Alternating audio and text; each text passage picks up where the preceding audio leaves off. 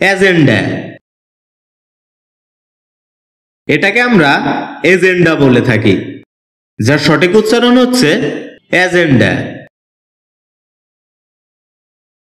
এই শব্দটি বাক্যে নাউনের প্লুরাল ফর্মে ব্যবহৃত হয়, যার অর্থ হচ্ছে করণীয় কাজসমূহ, সম্পাদ্য কার্যাবলী, বিষয়সূচি বা সভায় আলোচ্য বিষয়সূচি, আলোচ্য সূচি ইত্যাদি।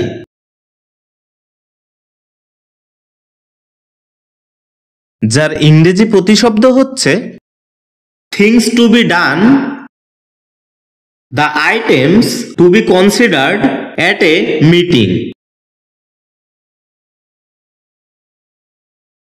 যার উদাহরণস্বরূপ আমরা বলতে পারি remove this from my agenda.